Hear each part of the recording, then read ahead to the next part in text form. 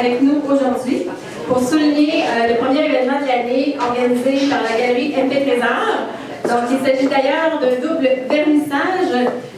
Donc, le collectif La légèreté du mouvement et le solo Lumière fracturée de Ghislaine Couture. Commençons par le collectif La légèreté du mouvement. Comme vous le savez peut-être, la galerie MP Trésor a comme mission de stimuler la création artistique en offrant des défis à nos artistes. Ici, les artistes devaient s'inspirer de cette thématique pour créer. Comme vous le constaterez, ils ont chacun, en respectant leur propre démarche, réussi à relever ce défi et nous les félicitons. Je crois qu'ils mériteraient une bonne main d'applaudissements, n'est-ce pas?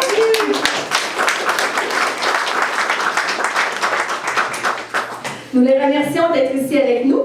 N'hésitez pas à échanger avec eux et ça fera un plaisir de partager leur passion avec vous. Comme je le mentionnais, nous soulignons aussi l'exposition solo intitulée Lumière fracturée de Ghislaine Couture, sculpteur. Donc, j'aimerais qu'elle vienne nous voir pour vous livrer quelques mots sur son exposition. Bonjour, je suis Ghislaine Couture et puis j'expose présentement à la galerie MP Trésor jusqu'au 29 février. Alors, le thème de mon exposition, c'est Lumière fracturée. C'est une exposition de sculpture de verre libre. Et qu'est-ce que c'est le verre libre? Eh bien, c'est dans un cadre, on place différentes pièces de verre qui sont déposées une sur l'autre, une derrière l'autre. Et selon la lumière du jour, selon la saison de l'année, les pièces prennent vie, on a l'impression qu'il y a une vibration et que la lumière est fracturée. Le livre CD Je me souviens de vous est en vente maintenant à la librairie du Musée des Beaux-Arts de Montréal.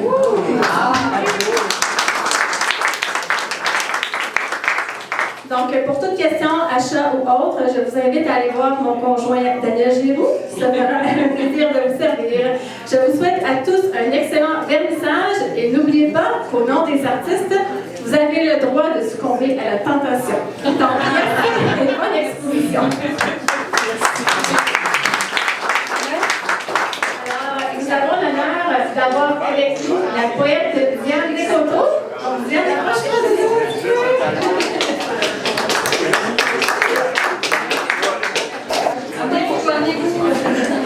Donc, poète classique, Aïgin, auteur d'une dizaine d'ouvrages, dont certains ont été traduits en anglais, en créole, en roumain, en russe et en japonais.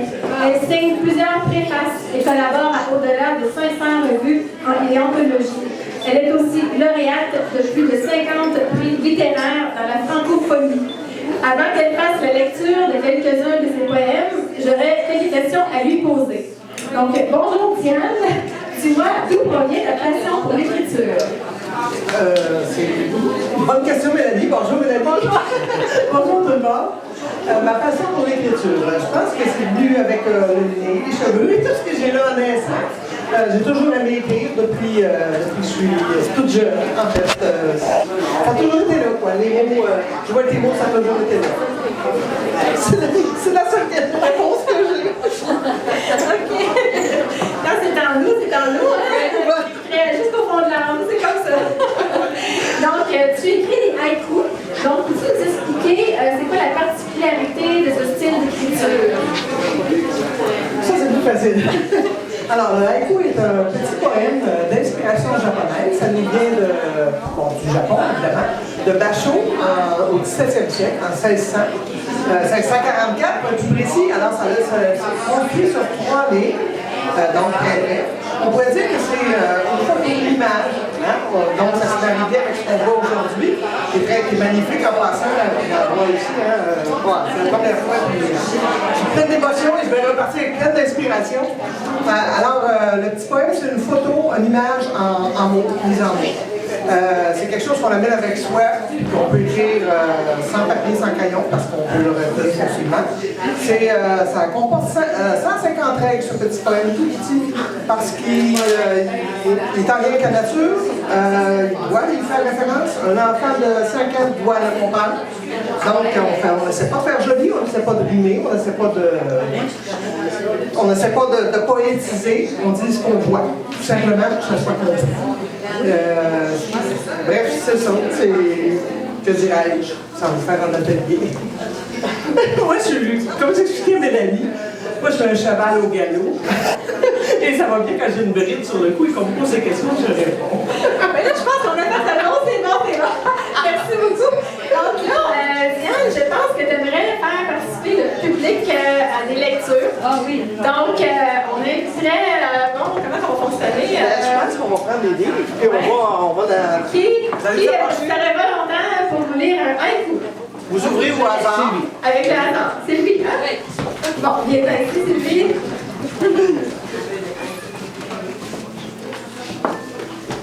Alors, je fais Vous ouvrez au hasard et vous lisez 2 fois. Comme c'est un petit poème, l'esprit va le capter une première fois et la deuxième fois, il va voir l'image. Alors, c'est pourquoi on lit toujours 2 fois, c'est la règle.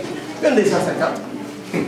Ô nappe si belle, la vie embrasse la mort, sous ton flot rebelle. Ô nappe si belle, la vie embrasse la mort, sous ton flot rebelle. Un autre, peut-être? À quelque part au hasard? Ah! Pendant la descente, 3 Slovaques à l'envers sur les sombres pentes. Pendant la descente, 3 Slovaques à l'envers sur les ombres pentes. Les sombres pentes. Ah. Alors, merci. C'est extrait du livre, tu peux commenter? À 2 pas de là. Alors, c'est extrait du livre À 2 pas de là. Tout comme Bachot, tantôt que je vous parlais, c'est un carnet de voyage. Lui, il voyageait avec son baluchon, à pied, au travers du Japon. Moi, je suis allé en Roumanie, un peu partout, au Japon, en Afrique, un peu partout.